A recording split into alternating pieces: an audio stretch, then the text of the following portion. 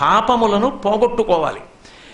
భగవంతుణ్ణి చేరడానికి కావలసినటువంటి చిత్తశుద్ధి కొరకు పుణ్యకర్మలు చెయ్యాలి.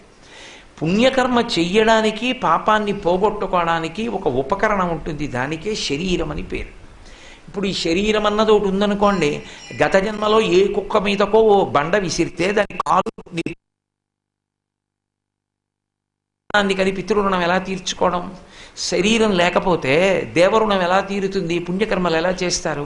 శరీరం లేకపోతే ఋషి రుణం ఎలా తీరుతుంది? వాంగ్మయం ఎలా చదువుకుంటారు? కాబట్టి శరీరం అన్న సాధనము ఉన్ననాడు గత జన్మలలో చేసిన పాపములను అనుభవించేయడం సాధ్యం అవుతుంది.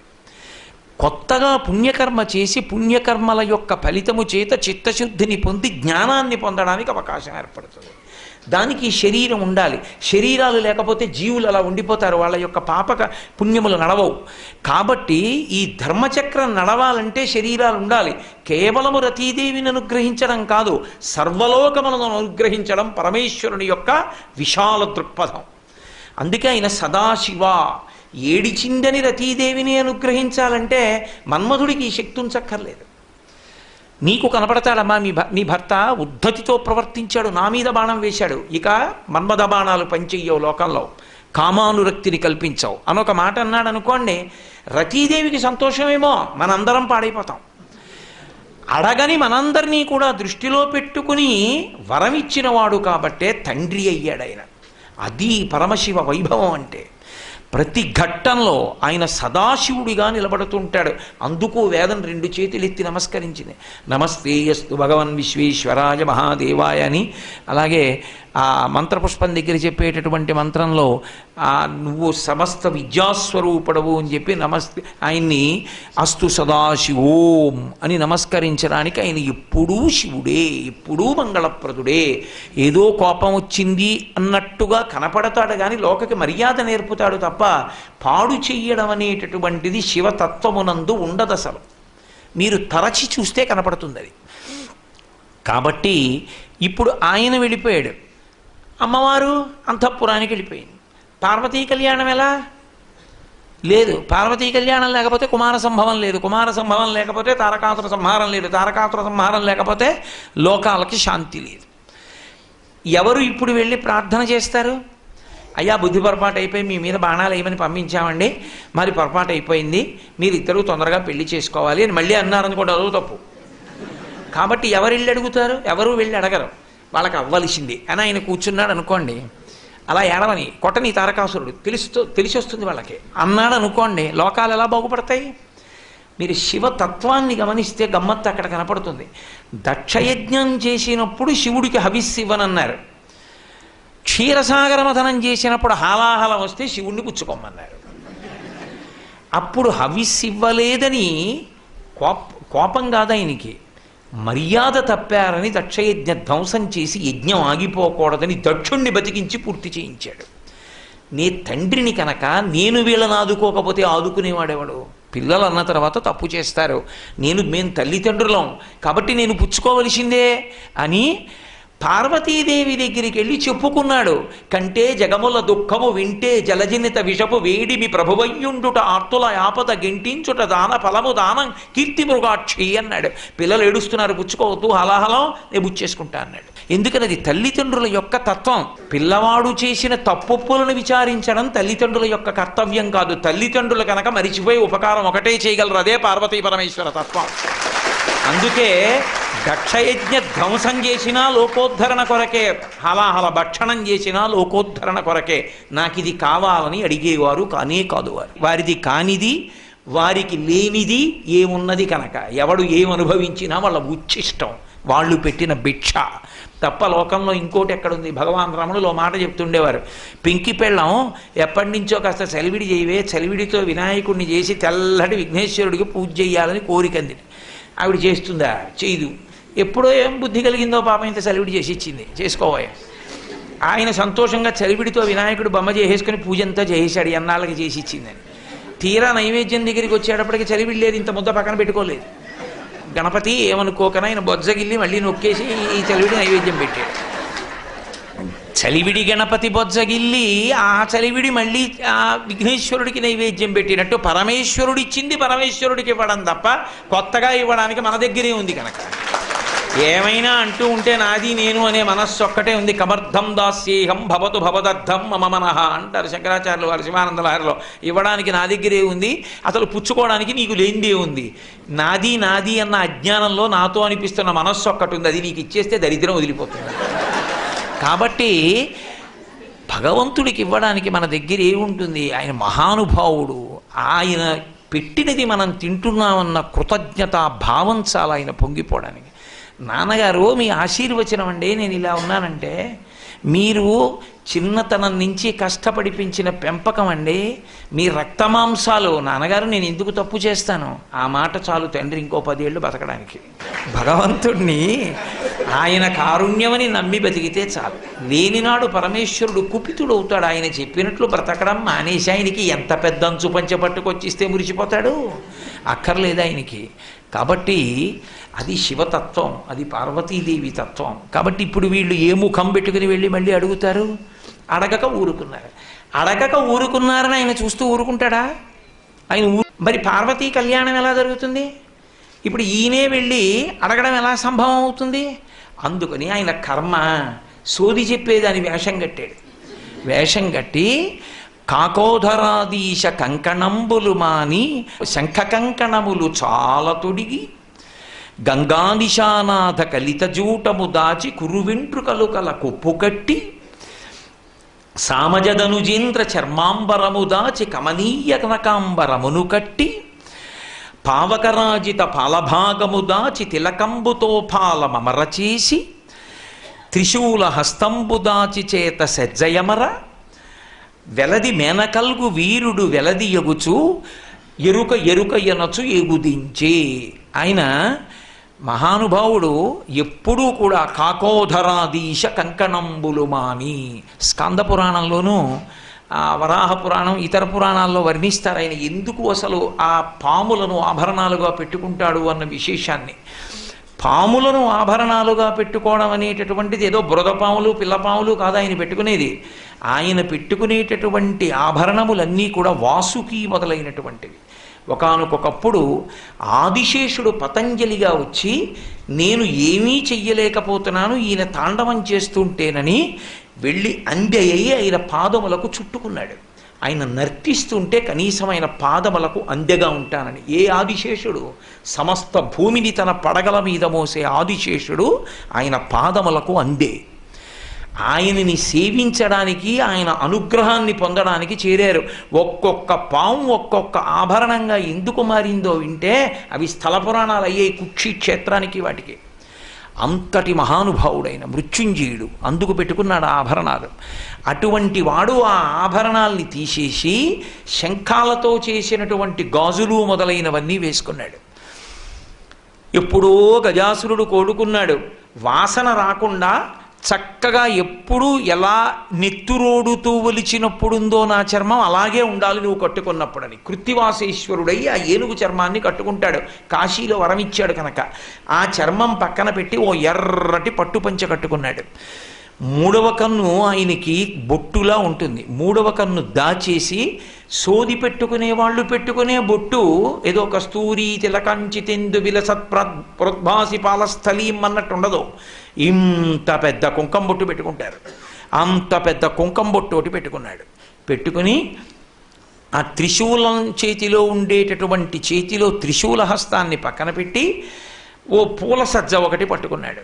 పెట్టుకుని వెలది మేనకల్గు వీరుడు వామార్ధ భాగమునందు పార్వతీదేవి ఉంటుంది. అటువంటి వాడు ఎరుక ఎరుక ఎనచు ఏగుదించే ఎరుకల సాని వేషం కట్టి హిమవంతుని యొక్క ఇంటికి వచ్చాడు. ఆ హిమవంతుడు మేనకాదేవి పార్వతీదేవి కూర్చుని వింటున్నారు. వింటూ సోది చెప్పే వాళ్ళని ఎప్పుడు పిలుస్తూ ఉంటారంటే ఇప్పుడంటే పోయింది, మా చిన్నతనంలో ఉండేది. ఇంట్లో ఏదైనా ఉపద్రవం ఏర్పడితే వాళ్ళని పిలిచి భూత భవిష్యత్ వర్తమాన కాలాలు ఒకసారి చెప్పిస్తూ ఉంటారు. ఈ సోది చెప్పేటటువంటి రూపాన్ని పొందడం శివుడే కాదు విష్ణువు కూడా పొందారు. పద్మావతి కళ్యాణంలో ఆయన కూడా సోది చెప్పాడు. ఆయన కూడా సోది చెప్పి పద్మావతి కళ్యాణం చేసుకున్నారు. కాబట్టి పరమశివుడు కూడా సోది చెప్పేటటువంటి వనిత వేషం వేశాడు. వేసి అంతఃపురానికి వెళ్ళి ఆ పార్వతీదేవిని కూర్చోబెట్టుకుని ఏమిటి ఆ పరమశివుడు అకస్మాత్తుగా వెళ్ళిపోయాడు, ఆయన తపోభంగానికి మా అమ్మాయి కారణమైంది, మన్మధుడు బాణం వేయడం ఏమిటి, పాపం మనసు కుంది ఉన్నారు ఆ దంపతులు. కూర్చోబెట్టుకుని సోది చెప్పించుకున్నారు. ఆయన అన్నాడు, ఏమీ తెలియని వాళ్ళ, కువలయలోచన కొన్ని దినంబులు కొండలరాజింట నుండగలదు ఉండి వనంబునకు నువిదితో కూడి వనంబునకేగి పెద్ద కాలంబు తపంబు చెయ్యగలదు. తపమర్ధి చేసిన తరలాక్షిని గూర్చి మీనాంక వైరియు మెచ్చగలడు. మిచ్చి మీ తండ్రి ఇంటను నిను గూర్చి వివాహంబు ఆడగలడు. శివుని అర్ధాంగలక్ష్మివై సకల భువన రాజ్య సంపదల నొంది 6 ముఖముల కలవాని తల్లివై మోదమననుండగలవు ఓ ధవళ నేత్ర. కువలయలోచన కొన్ని దినంబులు కొండల రాజింట నుండగలవు. కొన్నాళ్ళు ఈ అంతఃపురంలో ఉంటావు, హిమవంతుని యొక్క అంతఃపురంలో. తర్వాత నీ చెలికెత్తెలతో కూడి వనానికి వెళ్ళిపోతావు. వనంబునకు నీగి శివునకై తపమర్ధి చెయ్యగలవు. పరమశివుడి కోసమని చెప్పి గొప్ప తపస్సు చేస్తావు. తపమర్ధి చేసిన తరలాక్షిని గూర్చి మీనాంక వైరియు మెచ్చగలడు. తపం చేసినటువంటి నిన్ను చూసి పరమశివుడు మెచ్చుకుంటాడు. మెచ్చుకొని మిచ్చి సంభావించి మీ తండ్రి ఇంటను నిన్ను వివాహంబు ఆడగలడు. కన్యాదాత ఇంటికొచ్చి పరమేశ్వరుడే నిన్ను కళ్యాణం చేసుకుంటాడు. అంత గొప్ప స్థితిని పొంది సకల భువన రాజ్య లక్ష్మివై అన్ని భువనములకు అధినేత్రివై 6 ముఖములు ఉన్నవాడికి తల్లివై పరమ సంతోషంతో ఉంటావమ్మా అని చెప్పి పరమశివుడే ఎరుకల సానివేశంలో వచ్చి ఎరుక చెప్పాడు. పార్వతీదేవి ఆ వాక్కుని ఆధారం చేసుకుని తపస్సు వెళ్ళిపోతానండి. మేనకాదేవి అంగీకరించలేదు. అంతఃపురంలో ఉండవలసిన దానివి, ఇంత సుకుమార గాత్రివి, నువ్వు వెళ్ళి అరణ్యంలో తపస్సు చేయడం ఏమిటమ్మా, వద్దంది. పరమశివుణ్ణి చేరవలసిందే, నేను తపస్సు చెయ్యవలసిందే అని ఆమె బయలుదేరి అరణ్యంలో తపస్సు చేసుకోవడానికి వెళ్ళిపోయింది. అపర్ణాతత్వము అంటారు. అపర్ణాతత్వము అంటే ఆమె పరమశివుణ్ణి భర్తగా పొందడం కోసమని ఆకులు తినడం కూడా మానేసింది. ఆకులు తినడం కూడా మానేసి తపస్సు చేసి శుష్కించిపోతే అపర్ణ అని పేరు వచ్చింది. అపర్ణ అంటే ఆకులు తిననిది అని కాదు అర్థం. తత్వపరంగా అయితే ఈశ్వరుడికి స్థాణుహు అని ఒక నామం ఉంది. స్థాణుహు అంటే ఎండిపోయిన చెట్టో కదలని ముద్దో అని కాదు దాని అర్థం. ఎవరైనా కదలకుండా నించున్నాడు అనుకుని స్థాణువా ఏమిట్రా అంటారు. స్థాణుహు అన్న నామం పరమశివుడి విషయంలో కదలకుండా ఉన్నవాడు అని కాదు, కదలడానికి చోటు లేనివాడు అని. బ్రహ్మాండ వ్యాప్తదేహ, సమస్త బ్రహ్మాండములు నిండిపోయాడు. ఇంకా నిండడానికి ఇంకా కదలడానికి చోటే ఉంది. ఎక్కడైనా ఏమైనా ఉందంటే ఆయన చేతే నిండింది. కాబట్టి అది స్థాణుహు. అది సంకేతింపబడినప్పుడు ఆకులు లేని చెట్టుని చూపిస్తారు. ఇది శివతత్వం అని. అలా ఉన్న చెట్టులో అమ్మవారు ఎక్కడుంది? మరి ఇద్దరు విడివడి ఉండరుగా, ఇద్దరూ కలిసే ఉండాలి. మరి అమ్మవారేది? ఆకులు లేని తనమే పార్వతీదేవి అపర్ణ. తూర్పుగోదావరి జిల్లా గొల్లపురంల దగ్గర అపర్ణ అన్న పేరుతో అమ్మవారికి ఒక దేవాలయం ఉంది. చాలా విశేషమైన పూజలు జరుగుతుంటాయి. అపర్ణాతత్వము పరమశివుని యందు అలా ప్రకాశిస్తుంది అని. కాబట్టి ఇప్పుడు ఆ తల్లి ఆకులు కూడా తినడం మానేసి పరమశివుడి గురించి తపస్సు చేసింది. అంటే దాని అర్థం ఏమిటి? అమ్మవారు ఏమిటి, శివుడి గురించి తపస్సు చేయడం ఏమిటి, పరమశివుడు మెచ్చుకోవడం ఏమిటి కాదు. వాళ్ళిద్దరికీ ఒక లక్షణం ఉంటుంది. వాళ్ళిద్దరూ ఒకరి తపస్సుకొకరు ఫలము. నిజానికి పైకి కనపడడు కానీ పరమశివుడు కూడా తపస్సు చేసిన లహరిలో ఒకరి తపస్సులకు ఒకరు ఫలమయ్యి ఉంటారు. కాదు అసలు ఆ తల్లి యొక్క గుణములు ప్రకాశించాలి అంటే, ఆవిడ పాతివ్రత్యము ప్రకాశించాలంటే, ఆమె పాతివ్రత్యము లోకమునకు ఆదర్శం కావాలంటే, దాన్ని నిరూపించి చెప్పాలి అంటే ఒక్క శివుడికే సాధ్యం, అన్నులకు సాధ్యం కాదు. అందుకని పరమశివుడే ఆమెకు అటువంటి పరీక్ష పెడుతుంటాడు. ఆ తల్లి తట్టుకుని తపస్సు చేసింది. ఎంత తపస్సు! ఇది పగలని ఇది రేయని ఇది చలి ఇది ఎండ వాన ఇది అని తా మనమున తలపక పదపడి కాలంబు సలిపే పరమతపంబున్. ఇది పగలు ఇది రాత్రి ఇది ఎండ ఇది చలి ఇది వాన అని చూడకుండా ప్రకృతిలో ఏది శరీరానికి ప్రతికూలమో దాన్ని కోరి అటువంటి ప్రతికూల పరిస్థితిలో నిలబడి తపస్సు చేసింది. అంటే ఎండాకాలంలో అగ్ని మధ్యంలో, వానాకాలంలో నీటి మధ్యంలో అలా నిలబడి తపస్సు చేసింది ఆవిడ. అంత తపస్సు చేస్తే పరమశివుడు ఒక బ్రహ్మచారి రూపంలో వచ్చాడు ఆవిడ దగ్గరికి. వెంటనే ఏం పరమేశ్వరుడు ప్రత్యక్షమైపోయి కనీసం రాక్షసులను అనుగ్రహించినట్లు కూడా అనుగ్రహించలేదు. పార్వతీదేవి యొక్క శీల వైభవాన్ని ప్రకాశింపజేశాడు. ఆమె పాతివ్రత్యం ఏమిటో లోకానికి చాటి చెప్పాడు. సాధారణంగా భర్తృనింద వినకపోవడం అనేటటువంటిది దక్ష ప్రజాపతి తండ్రి మాట్లాడితే వినలేదు, అది వేరు విషయం. తన భర్తయే బ్రహ్మచారి రూపంలో వచ్చి శివనింద చేశాడు. ఎవరు? శివుడే, బైవాడేం కాదు. అయినా ఆవిడేం ఒప్పుకోలేదు. తన భర్తయే తనని తాను నింద చేసిన ఆవిడ ఒప్పుకోదు. అంతటి మహాపతివ్రత భర్త ఆమెకి ఊపిరి, ఆమె ప్రాణం. అందుకే పెద్దలు ఒక మాట చెప్తారు, అసలు సౌందర్యలహరి అర్థం కావాలంటే సౌందర్యలహరి చదవకండి మొదట, శివానందలహరి చదవకుండా సౌందర్యలహరి చదవవద్దు అంటారు. శంకరాచార్యుల వారంతటి వారు కూడా సౌందర్యలహరి మొదలు పెట్టాలంటే శివనామంతో మొదలెట్టారు, లేకపోతే ఆవిడ అనుగ్రహించదు. ఎందుకని ఆయనే చెప్పారు, విపంచాగాయంతి వివిధమపదానం పశుపతే. ఆవిడ చాలా గొప్పదే, ఎన్నో అవతారాలు తీసుకుంది, మహిషాసురమర్దనం అవి చేసింది. కానీ ఆవిడ దగ్గరికి వచ్చి సరస్వతీదేవి వీణ మీద కీర్తనలు చేస్తే అమ్మవారి వైభవం పాడదు.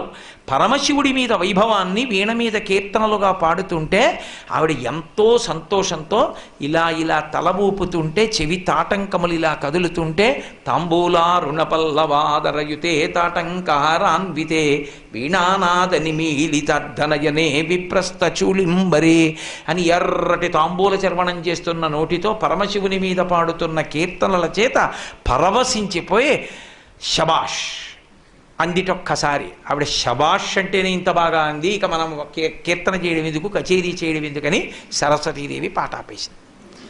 శంకరాచార్యులు వారు అన్నారు, సరస్వతీదేవి అంటే ఆపేసింది, వేణెందుకు ఆపుతుంది, దాన్ని ఇలా అంటే ఇంకా కోయి అంటుంది. వెంటనే గలీబు తొడిగేసిందిట. ఎందుకంటే ఇంకా సిగ్గు లేదే, నేనే ఆపేశాను ఇంకా కుయ్యి అంటున్నావా ఆవిడ ముందు అని గలీబు తొడిగింది అన్నారు. ఆవిడ పరమశివ కీర్తనల్ని అంత భక్తితో వింటుంది, అంతటి మహాపతివ్రత. ఆమె శివనింద అసలు విననే వినదు. అటువంటి తల్లి దగ్గరికి బ్రహ్మచారి రూపంలో వచ్చాడు. వచ్చి ఆ వచ్చినటువంటి వాడు కుడి చేతిలో ఏదో ఉంగరం పెట్టుకున్నాడు, దర్భలు పట్టుకున్నాడు. ఆ మొలనున్న ధవళంపు ముద్దుపేలికతోడ ఇమ్మైన కృష్ణాజి నమ్ముతోడ విలుపల పెట్టిన వెలిజన్నిదముతోడ రమ్యభస్మ త్రిపుండ్రములతోడ ఆ చిన్న కూకటి జుత్తుతోడ మేధావి బొట్టుతోడ అక్షమాలికతోడ ఇవన్నీ పట్టుకుని ఏమీ తెలియని వాళ్ళ ఎడమ కేల తనదు పొడుగైన దండంబు వ్రేల ఉంగరంబును దర్భయును ధరించి గొడుగు పట్టి వడుగు కుర్రడైచను దించె సూలి మంచుకొండ చూలి కడకు. ఆయన ఒక బ్రహ్మచారి రూపంలో ఆ మొలకి కట్టుకున్నటువంటి దర్భల ముంజితోటి ఆ కృష్ణాజినం కట్టుకొని తెల్లటి జంఝం పైకి కనపడేటట్టుగా వేసుకుని పనిలో ఎడం చేతిలో ఒక పెద్ద కర్ర ఒకటి పట్టుకొని కుడి చేతిలో గొడుగేసుకుని బ్రహ్మచారి రూపంలో ఆ శూలి అంటే త్రిశూలాన్ని పట్టుకున్నవాడు మంచుకొండ చూలి కొడకు. మంచుకొండ యొక్క కుమార్తె అయినటువంటి పార్వతీదేవి దగ్గరికి పరమశివుడు బ్రహ్మచారి రూపంలో వచ్చాడు. వచ్చి ఏమీ తెలియని వాళ్ళే అడిగాడు అక్కడున్న చెలికెత్తెల్ని, ఎందుకు తపస్సు చేస్తోంది ఈవిడని అడిగాడు. పరమశివుడి గురించి తపస్సు చేస్తోంది. ఏమిటి వీడి కోరిక, ఎందుకు పరమశివుడు అని అడిగాడు. పరమశివుడిని భర్తగా పొందాలనుకుంటాడు. ఆయన చూసి అన్న ఎంత తెలివి తక్కువ పని చేస్తున్నావమ్మా, పరమశివుడి గురించి తపస్సోటే మళ్ళీ, ఆయన నీకు భర్త, ఆయన అసలు ఎటువంటి వాడో తెలుసా, తెలిసే ఆయన గురించి తపస్సు చేస్తున్నావా అని పార్వతీదేవి దగ్గరికి వెళ్ళి, తరలాక్షియాతడు ధనవంతుడందుమా కోరివేడిన కాని కూడు లేదు, చిన్నారి వయసున చిన్నవాడందుమా ఏనాటి వాడుకో ఎరుకలేదు, ఆకారమునాతడు భలే మేటియందుమా ఆకారమెట్టిదో అరయరాదు, కులగోత్రములు రెండు తెలియదమందుమా తల్లిదండ్రులెప్పుడు ధరణి లేరు, చిలువా ఒంటివాడు మాయచేతో కపట మంత్రములను ఎట్లు నిన్ను ఎరిగించుకున్నాడో కాని నీకు తగినవాడు కాడు కాడు అన్నాడు. ఓసి పిచ్చిదానా, నీకు పరమశివుడు భర్త ఏమిటి, ఆయన గురించి తపస్సు ఏమిటి, ఏమైనా అర్థం ఉందా? తరలాక్షి అతడు ధనవంతుడందుమా కోరివేడిన కాని కూడు లేదు. నువ్వు చూస్తే ఆగర్భ శ్రీమంతురాలివి, ఆయనో తినడానికి తిండి లేక బ్రహ్మకపాలం చేతిలో పట్టుకుని కనీసం పట్టుకోవడానికి ఓ గిన్నె లేక పుర్రె ఒకటి పట్టుకుని అందరిళ్ళ దగ్గరికి వెళ్ళి భవతి భిక్షాం దేహి అంటుంటాడు. ఆయనతో నీకు పెళ్ళి ఏమిటమ్మా? ఆయన బిచ్చగాడిని పెళ్లి చేసుకుందాం లోకల్లో ఏకాంతైన తపస్సు చేస్తుందా? ఆయనతో పెళ్ళి ఏమిటి అంటే, నేను ఇలా అంటే శివుడు అలాంటి వాడని మీరు అనుకునేరు. ఆయన ఏం అటువంటి వాడు కాడు. బ్రహ్మకపాలం ఆయన ఎందుకు పట్టుకుంటాడు, బ్రహ్మకపాలం మెళ్ళో ఎందుకు వేసుకుంటాడో శంకరాచార్యులు వారు చెప్పారు. బ్రహ్మమస్తకావలి నిబద్ధతే నమశివాయ అన్నారు. అందరికన్నా ముందు బ్రహ్మగారిని సృష్టించి వేదాలు ఇచ్చి సృష్టి చేయవయా అన్నారు. లోకాలకి పెద్దవాడు, మొట్టమొదటి సృష్టి చేశాడు కాబట్టి. ఆ బ్రహ్మగారి శరీరం కూడా పడిపోతే, ఆ పుర్రె కూడా రుద్రభూమిలో పడిపోతే బాగుండదు. పాపం మొదట పుట్టినవాడు, నేనే పుట్టించి వేదం ఇచ్చి లోకాలని సృష్టించమన్నాను, ఈ పుర్రె కూడా ఇలా పడిపోవడం ఏంటనో తడప తీసి గుచ్చి మెళ్ళో వేసుకున్నాడు. ఇలా వేసుకుంటే ఆ బ్రహ్మల కపాల మాల ఓ పెద్ద మాల అయిపోయింది. ఆయన అలాగే ఉన్నాడు. అంటే కాలాతీతుడు అని చెప్పడానికి. ఆయన ఏం చేతకాని వాడి బ్రహ్మకపాలం పుచ్చుకోడు. ఓరి పిచ్చాడా, అక్కర్లేనివన్నీ నువ్వు అడుగుతావు, ఈ పుర్రెలోకి నన్ను తెచ్చుకో, ధన్యుడు అయిపోతావు, ఇంకో పుర్రెలోకి నువ్వు వెళ్ళక్కర్లేదు. ఆయన బెచ్చమెత్తడం చేతకాక కాదు. కపాలీశ్వరుడని చెన్నైలో ఇప్పటికీ క్షేత్రం. ఆయన బిచ్చమెత్తడం ఆయనకి చేతకాక కాదు. అన్నం పెట్టేతనం ఆడదాని దగ్గర ఉంటే ఆర్తి వినపడుతుంది. భార్యాభర్త మాట్లాడుకుంటున్నారు అనుకోండి, ఎక్కడైనా పిల్లాడు కుయ్ అన్నాడు అనుకోండి, ఈయన మాట్లాడుతూనే ఉంటాడు. ఆవిడ ఉండండి ఎక్కడో పిల్లాడు అరుస్తున్నట్టున్నాడు, నీ మొహం ఎప్పుడు అలాగే అంటా ఉంటాడు. నిజమే, వాడు అరుస్తాడు, పరిగెడుతుంది తల్లికి వినపడుతుంది పిల్లాడి ఆకలి కేక. అందుకని అమ్మకి అన్నపూర్ణాత్వం ఇచ్చాడు. ఇచ్చి నువ్వు అన్నం పెట్టి అన్నాడు. ఆడది అన్నం పెడితే మనం వెళ్ళి అడగడం ఏమిటని మగమహారాజులు సిగ్గుపడతారేమోనని ఇంతటి సర్వభౌముణ్ణి నేనే వెళ్ళి అడుగుతున్నాను, మీకేం సిగ్గు, వెనకరండి అని చెప్పడానికి తాను ముందడిగాడు తప్ప చేతకాని వాడై అడగలేదు. అన్నపూర్ణి తత్వం మీద మీరు పరిశీలనం చేస్తే శివుడి త్యాగం